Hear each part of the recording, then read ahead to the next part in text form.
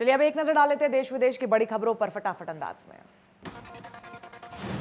बड़ौदा उपचुनाव को लेकर रोहतक में बीजेपी के मैराथन बैठक। मुख्यमंत्री मनोहर लाल बड़ौदा के 54 गांव के प्रतिनिधियों के साथ मुलाकात उन्होंने की। कोर ग्रुप की बैठक में भी वो शिरकत करेंगे।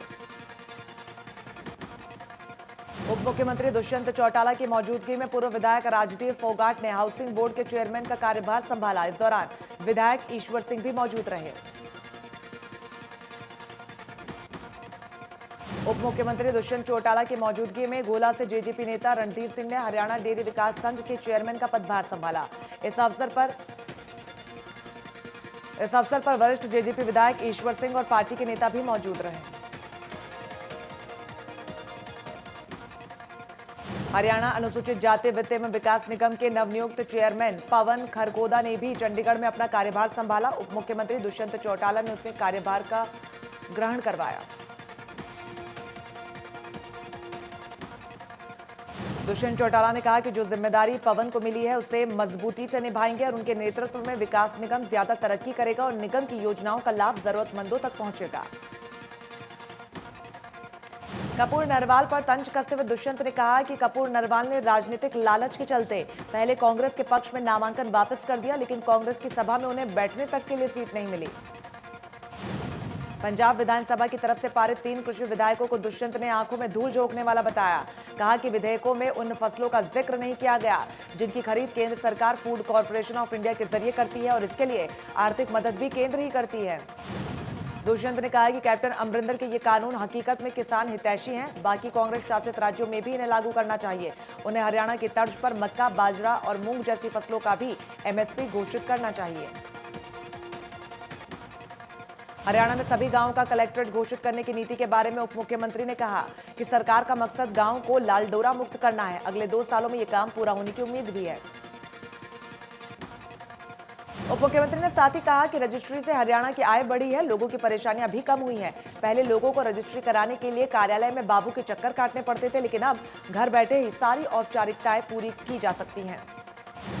फसलों की आवक पर बोलते हुए उप मुख्यमंत्री ने कहा कि अब तक किसानों को फसल भुगतान का तकरीबन 1,500 करोड़ रुपए भुगतान प्रक्रिया में है। HAFED को निर्देश दे दिए गए हैं कि 1888 प्रति क्विंटल के हिसाब से 1509 किस्म की खरीद करें। बड़ौदा उपचुनाव को लेकर नारनौंद से विधायक राजकुमार गौतम ने योगेश्वर दत्त के पक्ष में वोट डालने की अपील की। कहा कि बीजेपी को ना देखकर योगेश्वर दत्त को देखकर वोट दे। योगेश्वर दत्त को हराओगे तो बड़ौदा का विकास रुक जाएगा। राजकुमार गौतम ने कहा कि जाति देखकर कोई भी चुनाव में नहीं उतारा जाता। ऐसा करके दूसरी पार्टी के नेता गलत कर रहे हैं, ऐसा नहीं करना चाहिए। हम सभी एक हैं और बड़ौदा वासियों को योगेश्वर दत्त का साथ देना चाहिए। कांग्रेसी नेता प्रदीप सांगवान ने कांग्रेस को अलविदा कहा। सांगवान बीजेपी में शामिल हुए। प्रदीप सांगवान 2014 के चुनाव में बीजेपी छोड़कर कांग्रेस में शामिल हुए थे। उस समय भी टिकट न मिलने से पार्टी छोड़ी थी। बड़ौदा उपचुनाव में कांग्रेस की टिकट नहीं मिलने से नाराज होकर प्रदीप सांगवान ने पार्टी को अलविदा कह दिया। सांगवान ने कहा कि भूपेंद्र हुड्डा में आस्था जताते हुए उन्होंने कांग्रेस ज्वाइन की थी, लेकिन 3 चुनावों में उनकी अनदेखी हुई। रोहतक में नेता प्रतिपक्ष भूपेंद्र हुड्डा ने कहा कि कांग्रेस विधानसभा सत्र में किसान कानून के खिलाफ प्राइवेट मेंबर बिल लेकर आएगी। युवाओं की बेरोजगारी, भ्रष्टाचार और घोटालों को लेकर भी सत्र में आवाज उठाएंगे। हुड्डा रोहतक बार एसोसिएशन में वकीलों से मुलाकात करने के लिए पहुंचे थे, जहां पर उन्होंने बड़ौदा उपचुनाव के लिए वकीलों से मदद करने की अपील की। भूपेंद्र हुड्डा भी रोहतक बार एसोसिएशन के मेंबर हैं। हुड्डा ने बड़ौदा उपचुनाव में कांग्रेस की जीत का दावा करते हुए कहा कि कांग्रेस की 10 साल की सत्ता के दौरान बड़ौदा विधानसभा का खूब विकास हुआ है, लेकिन पिछले 6 सालों में बड़ौदा में मौजूदा सरकार ने कोई भी विकास कार्य नहीं करवाए। पूर्व सीएम भूपेंद्र हुड्डा ने कहा कि सरकार HPSC चेयरमैन के लिए बाहरी व्यक्ति को नियुक्त कर रही है। हरियाणा के इतिहास में पहली बार होगा जब SPSC के लिए कोई बाहरी व्यक्ति को नियुक्त किया गया होगा। HPSC के लिए किसी हरियाणा के व्यक्ति की ही नियुक्ति होनी चाहिए। हरियाणा का व्यक्ति ही हरियाणा की बोली भाषा को पहचानता है, संस्कृति को पहचानता है। HPSC एक महत्वपूर्ण आयोग है, युवाओं को रोजगार देती है। राजकुमार सैनी और योगेश्वर दत्त के दूसरे को खरीदने के बयानों पर हुड्डा ने कहा कि राजकुमार सैनी मेरे धूर विरोधी रहे हैं, लेकिन मैं नहीं मानता कि राजकुमार सैनी बिकने वाले व्यक्ति हैं। बड़ौदा उपचुनाव को लेकर प्रचार में जुटे सांसद दीपेंद्र हुड्डा बड़ौदा पहुंचे और सभी से कांग्रेस के हक में वोट डालने की अपील की। प्रदीप सांगवान के कांग्रेस छोड़ने पर दीपेंद्र ने कहा कि चुनाव में सिर्फ एक आदमी को लड़वाया जा सकता है। हमारे सभी साथी सम्मानीय हैं, सबसे निवेदन करता हूं कि कांग्रेस का साथ दें। पूर्व शिक्षा मंत्री गीता बुक्कल ने की प्रेस कॉन्फ्रेंस कर कहा कि ब्राह्मण ब्राह्मण करके बीजेपी क्या साबित करना चाहती है। कांग्रेस के उम्मीदवार हो या फिर उनकी पार्टी के, दोनों ही उम्मीदवार जनरल कास्ट के हैं। बुक्कल ने कहा कि अगर सीट आरक्षित होती तो और कोई इस सीट पर लड़ता। बीजेपी की यही नीयत रही है, जात पात और धर्म के नाम पर ही राजनीति करती है। कांग्रेस 36 बिरादरी की पार्टी है। नारनौंद में कृषि कानूनों के विरोध में भारतीय किसान यूनियन के आह्वान पर सैकड़ों की संख्या में किसान अपने ट्रैक्टरों के साथ अनाज मंडी के एसडीएम कार्यालय तक पहुंचे और एसडीएम को मुख्यमंत्री के नाम एक ज्ञापन भी सौंपा। बकीयो उपाध्यक्ष ने कहा कि किसान अपने खेतों में पराली जलाएंगे। अगर प्रशासन मना करेगा या फिर जुर्माना लगाएगा तो अधिकारियों को बंधक बनाया जाएगा। अधिकारी या कर्मचारियों को गांव में घुसने नहीं दिया जाएगा। भारतीय किसान यूनियन के आह्वान पर ट्रैक्टरों पर सवार होकर जिंद पहुंचे किसान। कृषि बिल में संशोधन के विरोध में जिला उपायुक्त को मुख्यमंत्री के नाम एक ज्ञापन भी सौंपा।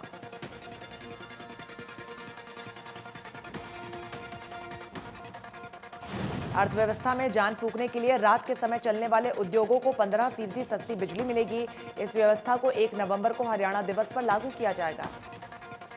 हरियाणा बिजली वितरण निगम के मुख्य महाप्रबंधक ने बताया कि लाइन लॉस कम होने के कारण पिछले 3 सालों से बिजली विभाग फायदे में चल रहा है। खपत कम होने के कारण उद्योगपतियों को सस्ती बिजली दी जाएगी।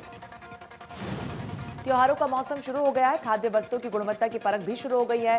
भिवानी में प्रशासन ने सिविल सर्जन और खाद्य सुरक्षा अधिकारियों के नेतृत्व में टीमों का गठन किया, जो चीजों की गुणवत्ता पर नजर रखेगी।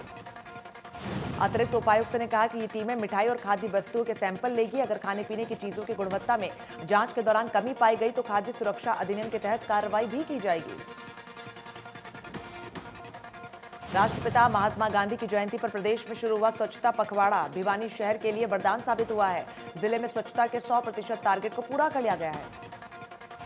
2 अक्टूबर से 16 अक्टूबर तक मनाए गए स्वच्छता पखवाड़े के तहत भिवानी और दादरी सर्कल के सभी कार्यों के टारगेट तय सीमा में अधिकारियों और कर्मचारियों की मेहनत से पूरे कर लिए गए।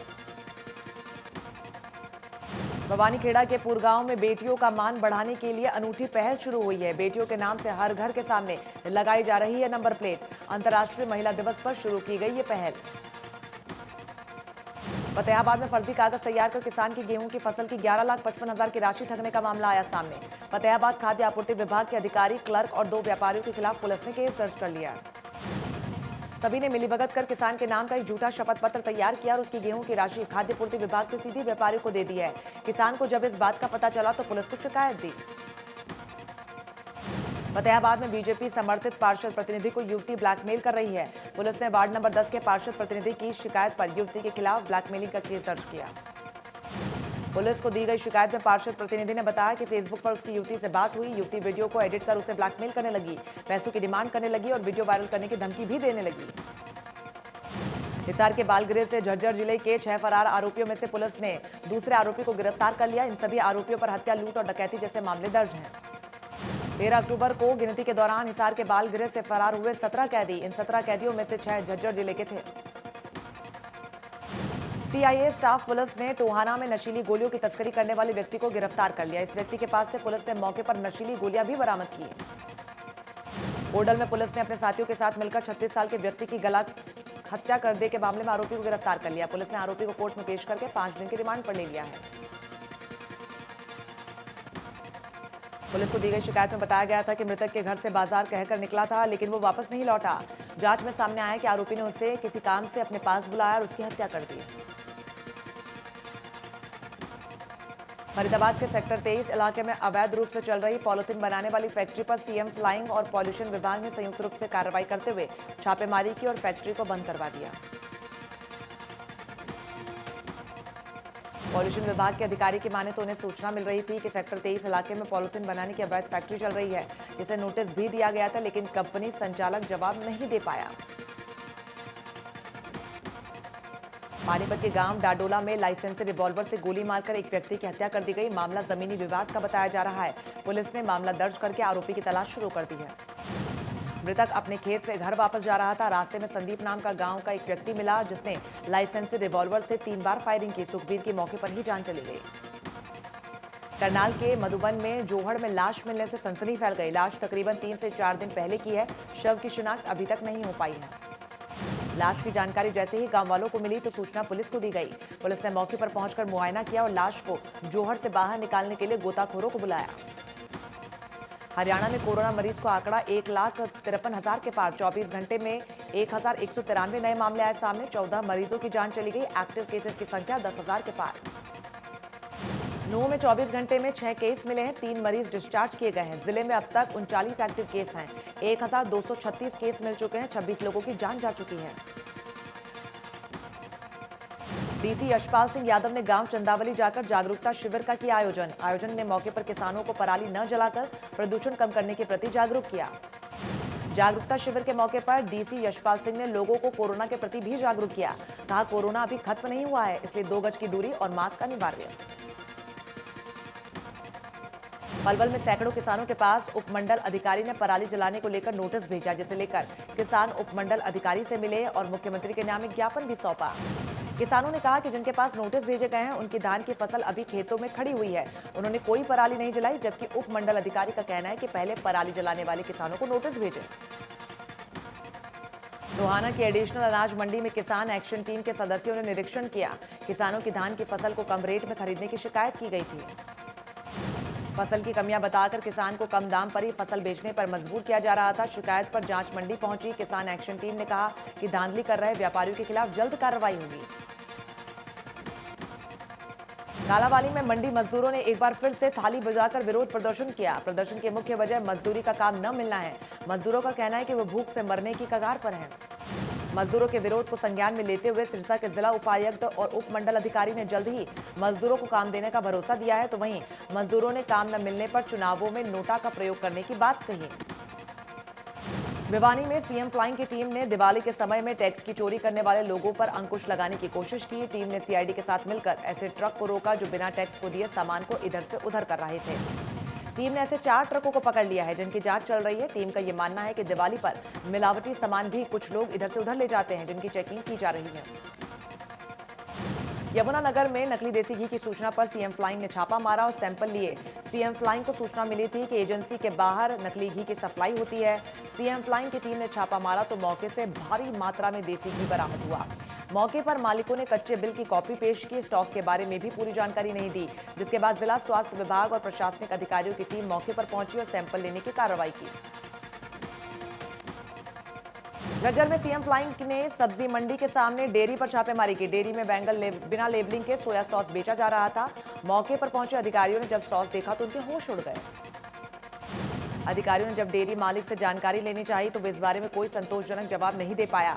अधिकारियों ने सॉस की 9 पेटी कब्जे में लेकर उसकी सैंपलिंग की और जांच के लिए भेजी। कैथल में शेरगढ़ रोड पर नकली देसी घी के गोदाम में सीएम फ्लाइंग ने रेड की। इस दौरान काफी मात्रा में डुप्लीकेट मार्का गोपाल के 960 डब्बे बरामद हुए। गुरुग्राम में जिला आपदा प्रबंधन प्राधिकरण ने मॉक ड्रिल की। औद्योगिक आपदा इमरजेंसी को लेकर यह मॉक ड्रिल की गई, जिसमें एनडीआरएफ, फायर ब्रिगेड और प्रशासन ने हिस्सा लिया। झाकल से टोहना वाया कायंतपुर जाने वाली सड़क का पिछला करीब 1 महीने से बुरा हाल है। जन स्वास्थ्य विभाग की तरफ से गंदे पानी की निकासी के लिए पाइपलाइन बिछाई जा रही है। मिट्टी सड़क के दोनों तरफ फेंकी गई। ग्रामीणों ने प्रशासन से सड़क को दुरुस्त करवाने की मांग की है। राहगीरों का कहना है कि रोड से निकलना मुश्किल हो गया है। कई बार धान से भरी ट्रॉली खड्डों में फंस चुकी है, जिससे निकलवाने के लिए हजारों रुपए देने पड़ते हैं। फरीदाबाद में नगर निगम की लापरवाही का वीडियो वायरल हुआ। कूड़े के डंपर को त्रिपाल से न ढकने पर पूरे शहर में कूड़ा बिखरता चला गया। डंपर चालक ने कहा कि न हेल्पर है और न ही कूड़ा ढकने के लिए त्रिपाल। ये डंपर बल्लभगढ़ से फरीदाबाद के रास्ते गुरुग्राम बंदवाड़ी डंपिंग स्टेशन जाता है। हाल ही में बल्लभगढ़ प्रदूषण के मामले में टॉप पर आया था। कुरुक्षेत्र में हैफेड चेयरमैन कैलाश भगत ने मंडियों का दौरा किया। कहा कि किसानों को किसी तरह की दिक्कत नहीं आने दी जाएगी। आने वाले दिनों में 400 करोड़ का भुगतान किया जाएगा। हैफेड चेयरमैन ने साथ ही कहा कि हैफेड की तरफ से कुल 800 करोड़ रुपए की राशि का भुगतान किया जाएगा। कुरुक्षेत्र की मंडी में 14 करोड़ रुपए की राशि का भुगतान हैफेड ने कर दिया है और राशि आढ़तियों के खाते में जमा भी करवा दी गई है। रतिया के 4000 की आबादी वाले गांव भूदड़वास में बस सेवा नहीं है, जिससे लोगों को परेशानी हो रही है। लोगों की माने तो चुनावों के दौरान नेता आते हैं, कुछ दिन बस चलवाकर चुनाव खत्म होते ही बस सेवाएं भी बंद करवा देते हैं। बस अड्डा इंचार्ज का कहना है कि अभी तक उनके पास गांव में बस भेजने का शेड्यूल उपलब्ध नहीं है। इसको लेकर उच्च अधिकारियों को कई बार पत्र भी लिखा जा चुका है। हांसी पुलिस ने कार्रवाई करते हुए एसडी कॉलेज रोड पर क्रिकेट बुकी पकड़ी। पुलिस ने बिल्डिंग की तीसरी मंजिल पर छापेमारी कर बुकी का धंधा कर रहे युवकों में से 2 लोगों को पकड़ लिया। छत से छलांग लगाने वाले एक युवक को पुलिस ने काबू कर लिया तो दूसरा मौके से फरार होने में कामयाब रहा। पुलिस ने मौके से 2 लाख रुपए, एलईडी, वाईफाई और कई मोबाइल फोन बरामद किए। पलवल के गांव पेंगलतू में निजी स्कूल में शिक्षा विभाग के निर्देशों की सरेआम धज्जियां उड़ाई जा रही है। स्कूल में 9वीं और 12वीं तक की क्लासेस लगाई जा रही। स्कूल की लापरवाही से बच्चों के लिए घातक ये साबित हो सकती है। जिला शिक्षा अधिकारी का कहना है कि अगर कोई भी स्कूल शिक्षा विभाग के निर्देशों का पालन नहीं करेगा तो उसके खिलाफ सख्त कार्रवाई की जाएगी। कुरुक्षेत्र यूनिवर्सिटी में पीएचडी एडमिशन में धांधली करने का आरोप लगाते हुए यूनिवर्सिटी प्रशासनिक कार्यालय के सामने अखिल भारतीय विद्यार्थी परिषद के कार्यकर्ता इकट्ठा हो गए। नीलोखेड़ी में एनआईसी सेंटर की बड़ी लापरवाही आई सामने, जहां पर एनआईसी सेंटर की तरफ से आढ़तियों के बैंक अकाउंट पोर्टल पर आईएफएससी गलत फीड किया गया, जिससे लाखों रुपए गलत खातों में ट्रांसफर हो गए। आढ़तियों का कहना है कि जब तक आढ़तियों के बैंक अकाउंट पोर्टल पर आईएफएससी सही नहीं जाता तब तक पेमेंट रोक दी जाए। मंडी सचिव ने बताया कि आईएफएससी गलत फीड होने से 60 आढ़तियों की पेमेंट गलत खातों में ट्रांसफर हुई है। रेवाड़ी के भाड़ावास गेट, गोकल गेट, पुरानी सब्जी मंडी, ऐतिहासिक मोती चौक और रेलवे रोड पर त्योहारी सीजन को देखते हुए बाजारों में भीड़ न बढ़े, इसको लेकर प्रशासन ने धारा 144 लागू की है। इस दौरान बाजार के इन इलाकों में सुबह 10 बजे से शाम तक चौपहिया वाहनों की एंट्री पर पूर्णतः प्रतिबंध है। बावजूद इसके बाजार में धड़ल्ले से वाहन घुस रहे हैं। 13 साल से फरार चल रहे हत्या के आरोपी मोहन सिंह को पुलिस ने राजस्थान के बीकानेर जिले से गिरफ्तार कर लिया। करीब 20 साल पहले उधार न देने को लेकर आरोपी ने दुकानदार की हत्या कर दी थी।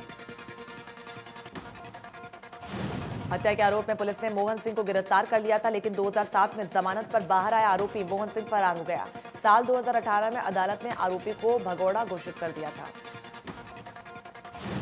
अपने साथियों के साथ मिलकर एक 36 साल के व्यक्ति की हत्या करने के आरोप में होडल पुलिस ने एक आरोपी को गिरफ्तार कर लिया है। पुलिस ने आरोपी को अदालत में पेश करके 5 दिन के रिमांड पर लिया है।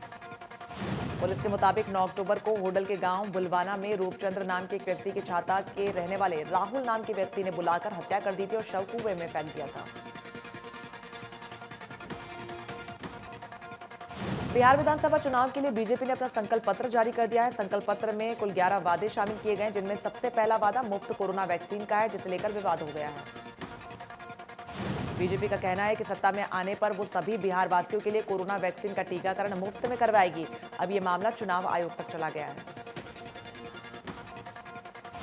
एक्टिविस्ट साकेत गोखले ने गुरुवार को चुनाव आयोग में शिकायत दर्ज करवाई है, जिसमें कहा गया है कि बीजेपी का वैक्सीन उपलब्ध कराने का दावा चुनाव के दौरान केंद्र सरकार की शक्तियों का दुरुपयोग है। कांग्रेस के कई नेताओं ने इस वादे के खिलाफ आवाज उठाई। चुनाव आयोग से बीजेपी और वित्त मंत्री के खिलाफ एक्शन लेने की गुजारिश की है। कांग्रेस के पूर्व अध्यक्ष राहुल गांधी ने ट्वीट कर इसे झूठा चुनावी वादा बताया।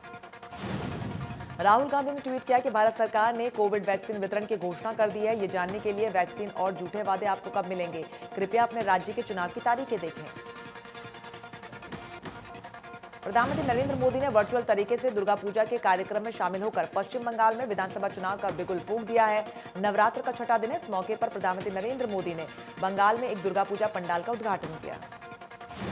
प्रधानमंत्री ने बंगाल के लोगों से सीधा संवाद भी किया। बांग्ला भाषा में पीएम ने लोगों को पूजा की बधाई दी और इसी के साथ आत्मनिर्भर भारत में बंगाल के अहम रोल और केंद्र की चलाई जा रही विकास योजनाओं के बारे में भी बताया।